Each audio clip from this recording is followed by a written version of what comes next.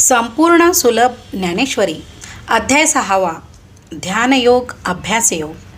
संजय धृतराष्ट्राला म्हणाला, राया, श्रीकृष्ण आता जो सुंदर योगमार्ग सांगणार आहेत ते तू ऐक.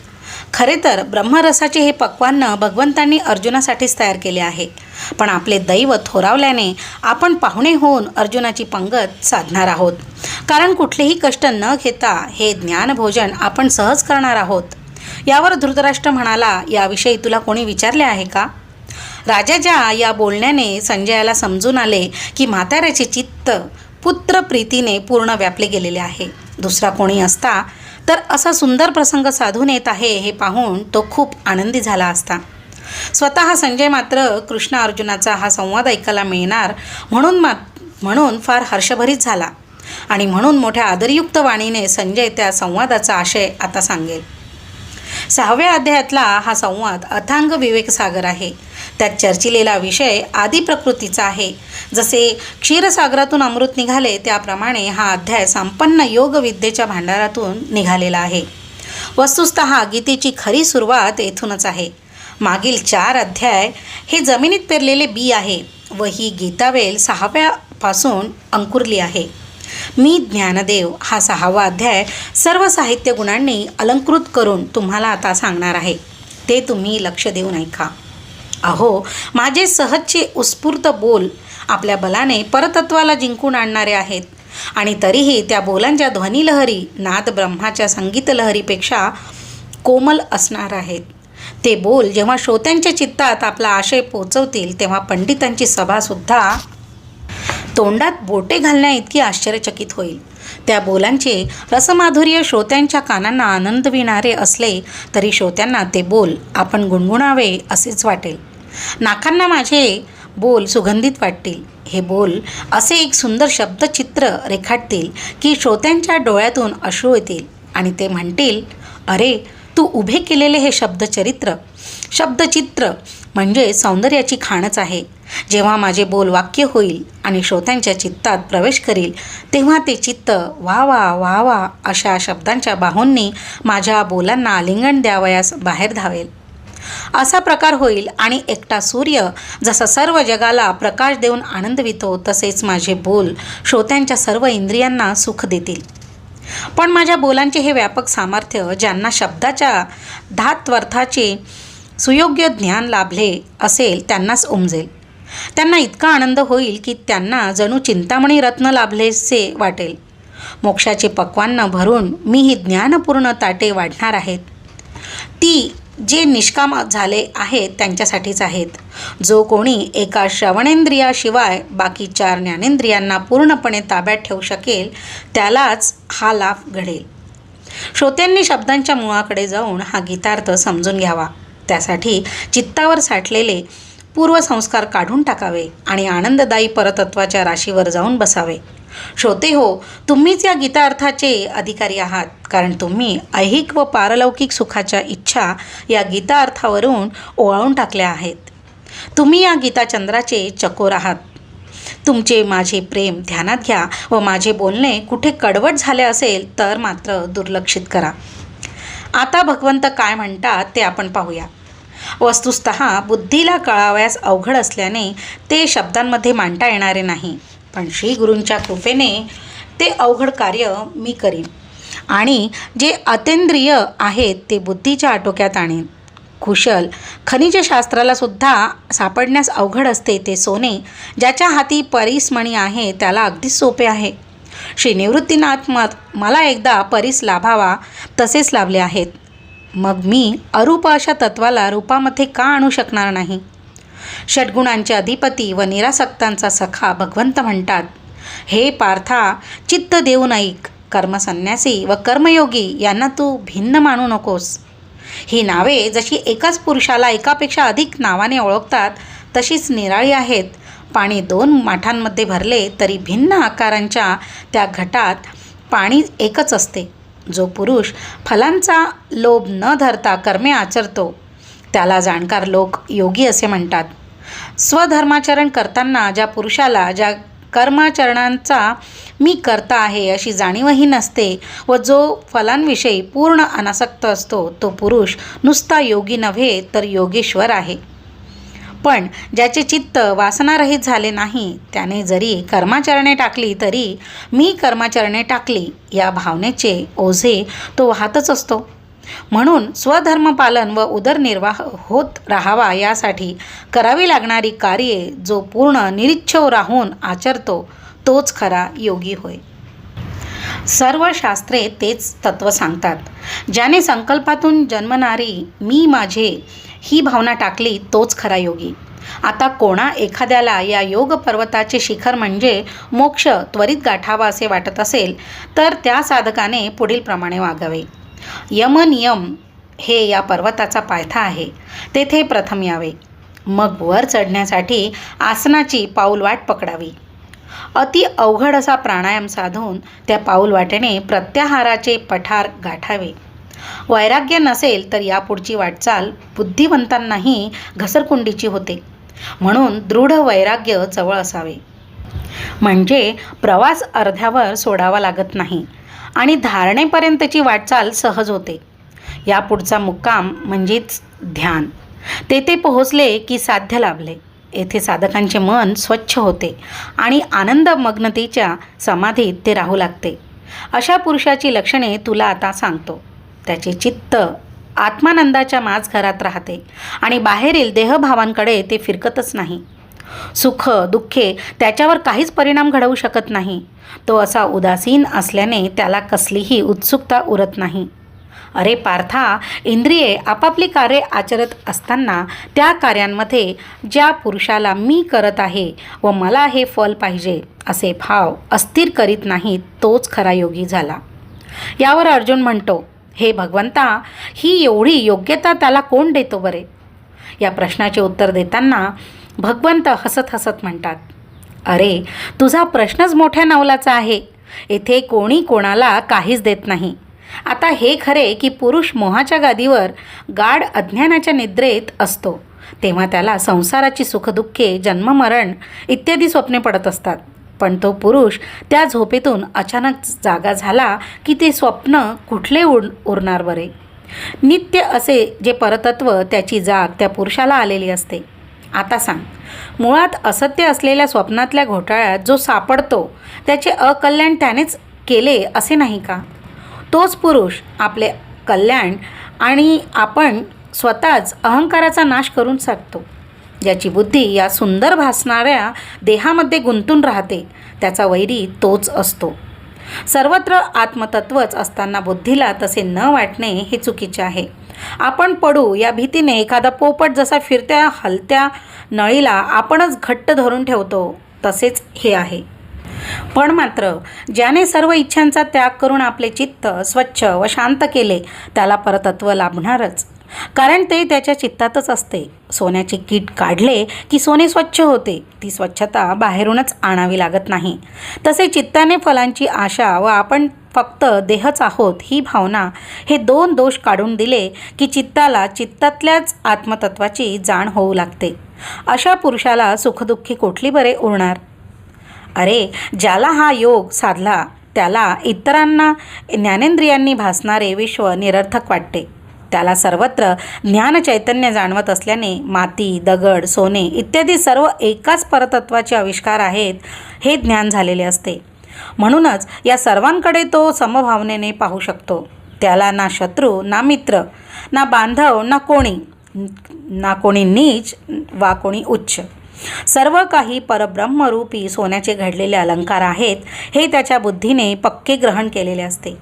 त्याचे वर्तनही म्हणून सर्वांशी सम असते. अशा योगेश्वराची भेट म्हणजेच सर्वश्रेष्ठ तीर्थांचे स्नान घडविण्यासारखे आहे. ही भेट भ्रांत पुरुषाच्या चित्तात ज्ञान लालसा उत्पन्न करते. हा श्रेष्ठ तीर्थ सदा आत्मतत्वाच्या जाणीवेतून बोलत असतो. म्हणून याचे जर अखंड चिंतन साधले तर चिंतकाला अंतर्मुख होता येते. याचे नुसते गुणवर्णन करीत राहिले तर तेही कल्याण करते. असला हा योगेश्वर सदा स्वतःतच रमलेला असतो. मीच सर्व व सर्वत्र आहे ही भावना त्याच्या ठिकाणी दृढ मूल असते आणि म्हणून त्याला कुठल्याच सजीव किंवा निर्जीव गोष्टींची अपेक्षाच उरत नाही. भगवंतांनी ज्या ज्ञानयुक्त पुरुषाची ही लक्षणे सांगितली ती कोणाची ते नीट कळत नाही. पण भगवंत ज्ञानवंतांचे ज्ञानी यांचे राजे आहेत. त्यांच्या संकल्पाने सृष्टी आकारले. प्रणवाने ज्ञानयुक्त झालेले वेद भगवंतांच्या गुणसमूहाचे वर्णन करू शकत नाहीत. चंद्रसूर्यांना भगवंतच प्रकाश देतात. त्यांच्या एकाही नावाचा संपूर्ण अर्थ सांगू म्हटले तर हा गगनाचा विस्तार अपुरा पडेल. मग त्यांच्या एखाद्या गुणाचे वर्णन कसे बरे साधेल? असो, भगवंतांनी ज्ञानवंतांचे गुणवर्णन असे मध्येच सोडले व ते आता दुसराच मुद्दा सुरू करणार आहेत. मला असे वाटते की भगवंतांच्या मनात कदाचित पुढील विचार आला असावा. जर या ज्ञानवंतांचे वर्णन अधिक वेळ लांबविले तर हा अर्जुन बुद्धिमंद असल्याने तो नुसते वर्णन ऐकूनच ज्ञानवंत होऊन आत्मानंदात बुडून जाईल. तो अर्जुन म्हणून उरणार नाही. मग भगवंत दृढालिंगन कोणाला बरे करणार? मन मोकळे करण्यासाठी कोणाशी बोलणार? दृष्टीला सुख व्हावे म्हणून प्रेमपूर्ण नजर कोणाकडे वळवणार? हा ज्ञानानंदी झाला तर माझा आणि याचा प्रेमभाव कलंकित होईल. श्रोते हो, तुम्हाला हे जरा विचित्र वाटेल, पण कृष्णाचे अर्जुन प्रेम असे सुंदर व विचित्र होते म्हणून तर अर्जुनाची स्तुती केली तर देवांनाच जास्त आवडेल. आपण पार्वती, परमेश्वर, लक्ष्मी, नारायण, सीता, राम असेच म्हणतो, कारण त्या स्त्री देवता आपापल्या इष्ट ईश्वराला प्रिय असतात. त्याप्रमाणे अमृत असे परतत्व या अर्जुनासाठीच मूर्त झाले आहे. पूर्णावतारी कृष्णाला या अर्जुनाच्या प्रीतीचे एवढे विचित्र आकर्षण आहे. इकडे श्रोते डोलू लागले. त्यामुळे ज्ञानदेवांना श्रोत्यांचे मनोभाव उमजून आले. श्रोत्यांना वाटले की ज्ञानदेवांचे बोल किती हृदयस्पर्शी आहेत हो. कानांना तर प्रत्यक्ष नाद ब्रह्माच्या संगीतापेक्षा गोड वाटत आहेत. यांची ही देशी बोली किती सुंदर आणि नवलाची आहे. खरोखर बोल असे असावेत. अहो, यांच्या या साहित्याच्या आकाशात उगवणारे हे शब्द असे सुंदर आहेत की ते जणू चांदणेच फैलावित आहेत. या चांदण्यात गीतेच्या श्लोक कुमुदिनी विकसत आहेत. त्यांच्यातला अर्थरूपी मकरंद ओसंडून वाहत आहे. याचे हे सुकविणारे अर्थ इतके प्रभावी आहेत की ज्यांना ज्ञानाची आवड नाही त्यांच्या चित्तात ज्ञानलालसा उत्पन्न करतील. हे ध्यानात घेऊन ज्ञानदेव पुढे बोलू लागले. श्रोते हो, आता ध्यान देऊन ऐका. या श्रीकृष्णाला माता देवकीने जन्म दिला. यशोदामाईने याचे पालनपोषण केले हे खरे, पण याचा जन्म पांडवांसाठीच झाला असे म्हटले पाहिजे. कारण याची काहीही सेवा न करता, काही कष्ट न घेता याचा खरा उपयोग पांडवांनाच झाला. ते कसे ते आता ऐका. अर्जुन देवांना म्हणतो, देवा, ही संत लक्षणे माझ्या मनाला नीट ग्रहण करता आली नाहीत. मी तसा मंदच आहे, पण तुम्ही नीट सांगितले तर मला कळेल ना. ही चिन्हे ऐकून मला तसे व्हावे असे वाटू लागले आहे. यावर भगवंत म्हणाले, ठीक आहे. अहो, या श्रीकृष्णाने ज्याला आपले मानले त्याची कुठलीच इच्छा अपुरी होणार नाही. हजारो जन्मांचे कष्ट घेऊनही याची भेट इंद्रादिकांना दुर्लभ आहे. तो श्रीकृष्ण या अर्जुनाच्या इतका अधीन आहे की अर्जुनाची इच्छा पुरी कराव्यास लागणारा विलंब श्रीकृष्णाला सहन होत नाही. पहा, भगवंत बोलू लागले, अर्जुना, ज्या मार्गाने गेले म्हणजे संत होता येते त्या मार्गाचे वर्णन मी करतो, ते तू आता नीट ऐक. या मार्गाची सुरुवात कार्य करण्यापासून म्हणजेच प्रवृत्ती होते, पण जे फळ लागते ते मोक्षमय असते म्हणजेच निवृत्ती असते. अतीव चिंतनमग्न राहिल्याने योगीजनांना या पाऊलवाटेचे उत्स्फूर्त ज्ञान झाले. तेव्हा त्यांनी इतर गोंधळविणारे मार्ग सोडून सरळ आत्मतत्वाकडे घेऊन जाणारी ही पाऊलवाट स्वीकारली. हा मार्ग नीट समजला की साधक तहानभूक विसरतो आणि त्वरित वाटचाल करू लागतो. अजूनही महान योगी या वाटेचा प्रवास करीत आहे. याची विशेषता म्हणजे वाटचाल सुरू असताना मरण आले तरीही योगी स्वर्ग गाठतो. झालेली वाटचाल फुकट जात नाही.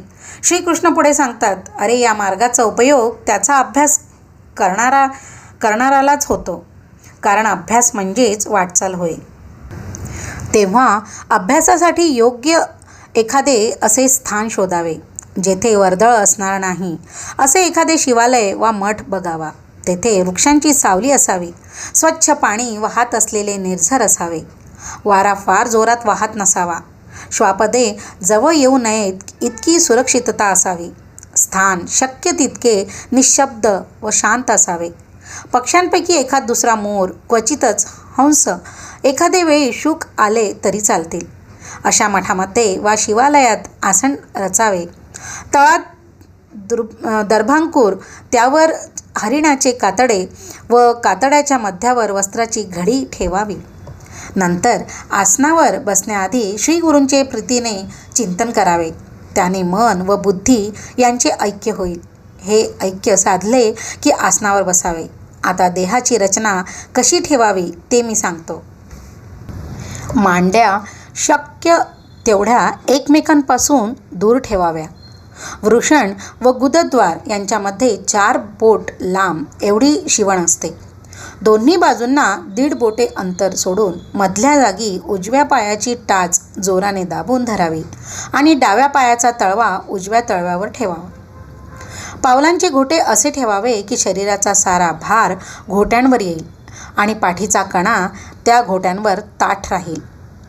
मग दोन्ही हातांचे तळवे डाव्या पावलावर स्थिर ठेवावे.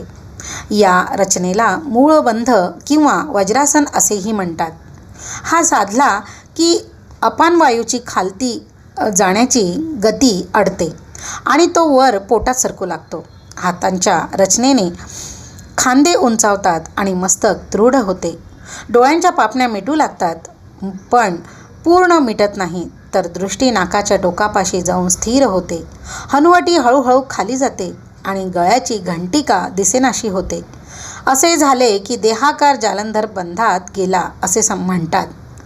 नंतर पोट मागे ढकलले जाते, पण बेंबीची जागा उंचावते. त्यामुळे स्वादिष्ठान चक्रावर ताण पडतो. त्याला आढियाणा असेही म्हणतात. हा बंध साधला की मन निश्चल होते. एका आनंदावस्था येते.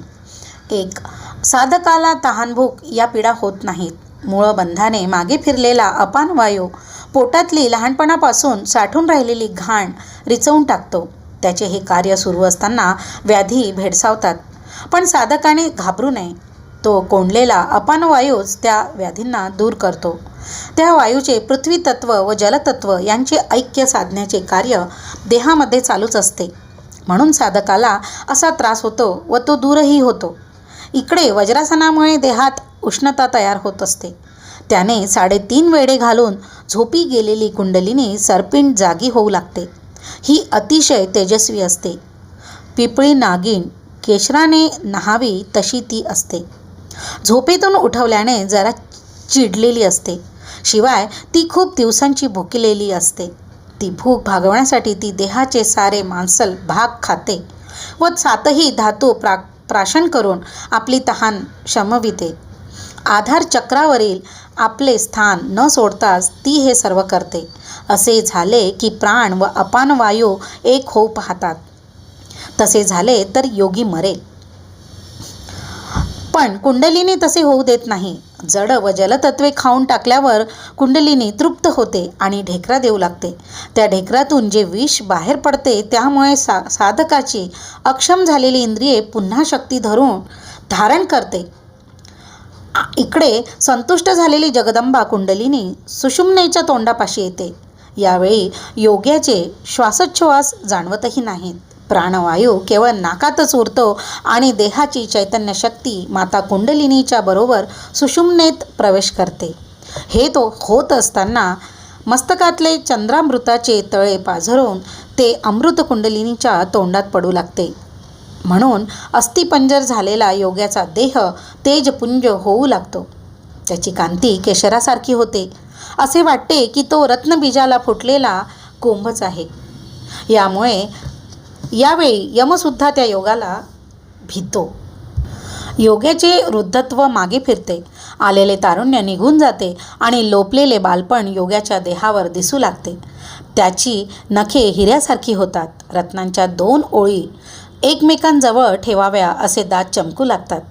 देहावरचे केसही माणकाच्या कण्याप्रमाणे चकाकतात हातापायांचे तळवे लाल कमळासारखे होतात, डोळे अर्धेच उघडे राहतात, पण आतली दृष्टी आकाशातल्या सूर्यासारखी तेजस्वी होते.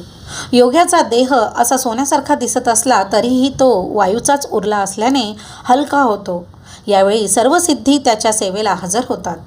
पण योग्याला या सिद्धींची काहीच किंमत नसते. इकडे प्राणचैतन्याला हाताशी धरून कुंडलिनी सुषुम्नेच्या मार्गाने वर चढत असते. यावेळी योग्याला अनाहत ध्वनी ऐकू येतो. त्याचवेळी सहस्त्र कमळ अधिक फुलू लागते व त्या कमळामध्ये शिवतत्व असते. हृदयाकाशात आलेली कुंडलिनी आपली तेजाची सामग्री त्या शिवतत्वाला नजराणा म्हणून अर्पण करते. नंतर ती केवळ प्राणमय चैतन्य या रूपात उरते. या स्थितीत योग्याला स्वतःचे असे काहीच उरत नाही. ज्ञानदेव म्हणतात, देहाला येऊन देह हेच साधन वापरून पुन्हा पुन्हा देह धारण करावाच लागणार नाही, असा हा नाथपंथी योग आहे. भगवंतांना तोच सांगावयाचा आहे. मी भगवंतांचे बोल अधिक मोकळे करून सांगितले एवढेच. भगवंत पुढे म्हणतात, आता योगी आकाशगामी होतो व तो पाण्यावरूनही चालू शकतो. हा मोठा चमत्कार आहे. वायुतत्व झालेला योगी वायूच्या धर्माप्रमाणे आकाशतत्वाशी आता एकरूप होऊ लागतो. कारण जगदंब कुंडलिनी प्राणवाच्या पाठीवर पाय देऊन ब्रह्मस्थानी असलेल्या शिवतत्वाला आपल्या बाह्य पसरून आलिंगन द्यावयास सिद्ध होऊ लागते. तिने आलिंगन दिले म्हणजे योग्याने जीव शिव ऐक्य साधले. तो परब्रह्म झाला. या ऐक्याचे वर्णन शब्दातीत आहे. याविषयी बोलता येत नाही व कोणालाही ऐकता येत नाही. विशाल दैवयोगाने ते अनुभवता येते. या परमतत्वापासूनच महाभूते निघतात आणि ते तत्व मीच होय. भक्तांच्या प्रीतीने व त्यांच्या रक्षणासाठी मी येथूनच मानवी अवतार घेत असतो. अरे, जे पुरुष मी वर सांगितलेल्या मार्गाची वाटचाल करतात ते शेवटी माझ्याच ठिकाणी येऊन पोहोचतात. यावर अर्जुन म्हणतो, महाराज, तुम्ही म्हणालात ते ठीकच आहे. तुम्ही सांगत असतानाच मला त्या बोलांचे आकलन होत होते.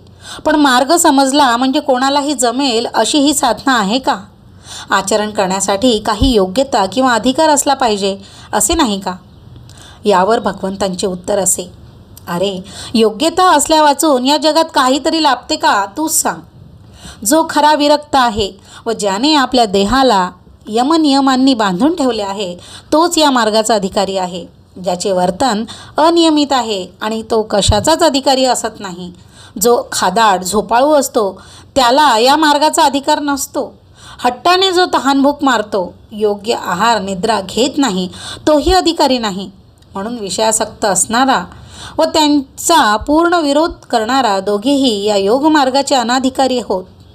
उचित आहार घेणारा, जागरण न करणारा, अति झोप न घेणारा, माफक बोलणारा, आवेशाने न चालणारा असा जो असेल त्याला हा अधिकार आहे. त्याने धातू साम्य राहते आणि देह आनंदी राहतो. असे आचरण हाही एक योगच आहे. याच्या अभ्यासानेही आत्मलाभ होतो. जो दैववान पुरुष असे आचरण ठेवू शकतो त्यालाही अंतिम मोक्ष लाभतो. हे सर्व काही ठीक आहे अर्जुना, पण मला एक सांग, तू अभ्यास करावयास भीत आहेस का? तसा विचार करू नको. पुरुषाची इंद्रिये त्याला अभ्यास म्हणजे बागुलबुवा आहे असे उगीच भासावीत असतं. अंती जी कल्याण करणारी गोष्ट आहे ती प्रथम अवघड व त्रासदायक वाटते. खरे तर या योगासारखे दुसरे काहीच सोपे नाही. तू जर चित्तात दृढ धैर्य धारण करशील तर या इंद्रियांचा विरोध होईल. चित्त एकदा बाह्य वस्तूंकडून अंतरात वळले की आपणच आत्मतत्व आहोत याचा त्याला अनुभव येतो व ते आनंदी राहते. पुढे पुढे ते देहभावाच्या अतीत होते. नंतर या चित्ताला बाह्य जगातून होणारा कुठलाही आघात दुःखी वा सुखी करू शकत नाही. जे चित्त बाह्य जगाकडे भावनेने पाहते ते भेदाच्या खोड्यामध्ये अडकते. अभ्यासी पुरुषाचे चित्त या खोड्यामधून सुटू लागते आणि संकल्परहित होऊन वैराग्य स्वीकारते. मग त्या पुरुषाची मनोबुद्धी शांत होऊन आत्मभवनात राहते. परब्रह्म प्राप्तीचा आणखी एक सोपा मार्ग आहे. तो म्हणजे शारीरिक क्रियांचे आचरण दृढ निश्चयाने हळूहळू कमी करणे. या निश्चयाचे कडक पालन करावयाचे. कोणाचीही व कसलीही भीड धरावयाची नाही. या नित्य कमी होत राहणाऱ्या आचरणानेही चित्त स्थिर होते आणि स्थिर होत नाही असे दिसले तर ते जिकडे जात असेल तिकडे त्याला जबरदस्तीने हाकलावे. एवढी खबरदारी घ्यावी की चित्तामागे इंद्रियांना जाऊ देऊ नये. विचारांच्या मागे येऊन देहकृती करत नाही हे लक्षात आले पाहिजे. चित्त आपोआप स्थिर होईल. मग ते हळूहळू आत्मसुख अनुभवी लागेल. हेही तुला अवघड वाटत असेल तर सर्व विश्व हे ईश्वर तत्वाचा पसारा आहे. हा भाव तू बुद्धीने घट्ट पकडून ठेव. अर्थात मग चित्त कुठेही गेले तरी ईश्वर तत्वांशीच संयोग पावत आहे असेच तुला समजेल. हे साधले म्हणजे शुभाशुभ कर्मे वा सुखदुःखे होणार नाहीत. कारण जे जे होत असते ते ते ईश्वर तत्वाचे प्रकटीकरण आहे असा भाव बुद्धीने पकडलेला असतो. या वर्तनानेही आत्मसुख लाभते. यावर अर्जुनाने विचारले, हे देवा, तुम्ही सांगता हे सर्व मला पटते, पण हे मन मोठे चंचल आहे. ते ताब्यामध्ये आणता येत नाही. बुद्धीला घोटाळ्यात पाडून ते विवेकी पुरुषांना सुद्धा निश्चयी राहू देत नाही. मन निश्चल झाले नाही तर 20पैकी 20 हिश्श्यांनी पुरुषाला आत्मलाभ होणार नाही. अर्जुनाच्या या विचारांशी भगवंत सहमत झाले आणि म्हणाले, हे चंचल मन विरक्तीच काबूत आणू शकते. यामध्ये तू असे म्हण की तुला अभ्यास अवघड वाटत आहे आणि विरक्ती भावना साधेल का नाही ही कल्पना तुला भेडसावीत आहे. पण हे ध्यानात ठेव की अभ्यासात काहीच दुष्कर नसते. अभ्यासाने सर्व साध्य होते. यावर अर्जुन म्हणतो, भगवंत म्हणाले ते बरोबरच आहे. अर्जुनाच्या ध्यानात हे आले असावे की दृढ अभ्यासानेच तो श्रेष्ठ व उच्च धनुर्धर झाला आहे. पण माझी आणखी एक शंका आहे. ती अशी की विरक्तीपूर्ण अभ्यासी पुरुष आपले ध्येय गाठण्यासाठी कालवश झाला तर त्याचे पुढे काय होते. यावर भगवंतांनी फारच सुंदर उत्तर दिले. ते म्हणाले, हे अर्जुना, ज्याची आत्मानंदावर निष्ठा असते तो मोक्ष हा मिळवणारच. तो वाटचाल करत असताना कालवश झाला तर त्याला स्वर्गामध्ये जे तेथील देवतांनाही लाभत नाही ते सुखलाभ होतात. कंटाळा येईपर्यंत तो तिथेच राहू शकतो. जन्म घ्यावासा वाटला की त्याला इष्ट असलेल्या कुलामध्ये तो जन्म घेऊ शकतो. ती कुले विवेकवंतांची अथवा ज्ञानवंतांची अथवा नित्य व्रते तपे आचरणाऱ्यांची असतात. त्या कुलातील स्त्रिया माता लक्ष्मी अथवा जननी पार्वतीप्रमाणे सदा वंदनीयच असतात. मातेच्या उदरात देहरूप होत असतानाच त्याला ज्ञानलाभ होत असतो. जन्मल्यानंतर बालवयात असताना सर्वज्ञता येऊन त्याच्याशी विवाह करते. सर्वज्ञतेचा तो स्वामी झाला की सर्व शास्त्रे त्याच्या जिभेवर येऊन नाचू लागतात. मागल्या जन्मीचा देह टाकताना असलेली त्याची बुद्धी या नव्या जन्मी अधिक तीव्र व मूलग्रामी होते. कुठल्याही विषयाच्या ज्ञानाकडे त्याची बुद्धी कोणाच्याही मदती वाचून जाते. अरे हे तर काहीच नाही. अभ्यास व वैराग्य हे भाव याचा शोध घेत येऊन त्याच्या ठिकाणी राहतात. शांत स्थिती त्याच्या मागे लागते. तो योगपीठाचा भैरव होतो. थोडक्यात म्हणजे तो आत्मसिद्धीच्या तीरावर येऊन उभा केला जातो. येथे तो इंद्रियातील निखळ आनंदात असतो आणि नंतर ब्रह्ममय होतो. ही स्थिती लाभावी म्हणून साधक विविध तपे व्रते आचरित असतात. कोणी ज्ञानयोगी होतो तर कोणी कर्मयोगी. पण सर्व साधकांचे ध्येय ही अवस्था साधणे एवढे एकच आहे. असा हा योगी देवांनाही देवासारखा वाटतो. तो माझे चैतन्य होय. म्हणजे खरोखर मी देह असतो व तो माझ्या देहाची चेतना होय. त्याच्या माझ्या या अशा प्रेममय अवस्थेचे वर्णन करताच येणार नाही. भगवंतांचे हे सुंदर बोल ऐकल्यानंतर अर्जुनाला वाटले की याविषयी आपल्याला आणखी काही कळावे. तसे तो काही न बोलता पार्थाच्या मनीचा भाव कळला श्रीकृष्णांना आणि याविषयी आता बोलावयाचे म्हणून भगवंतांनाच आनंद झाला. भगवंत आता जे सांगतील त्यात ज्ञानाची बीजे असतीलच. ती बीजे श्री निवृत्तीनाथांच्या कृपाप्रसादाने समर्थ होऊन मी ज्ञानदेव आता तुम्हा श्रोत्यांच्या चित्तामध्ये पेरणार आहे.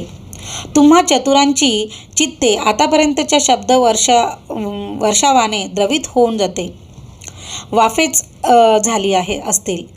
माझे बोल बुद्धीने पारखून घ्या. हे ते तुम्हाला नक्कीच सुखावतील आणि तुमचे कल्याणही करतील. कारण श्रीकृष्णांनी अर्जुनासाठी सुंदर शब्दांमध्ये जे काही मांडले तेच ज्ञान मी ज्ञानदेव तुम्हाला आनंद देतील अशा ओवीबद्धा गाऊन दाखविणार आहे. अशा प्रकारे अध्याय 6 येथे पूर्ण झाला.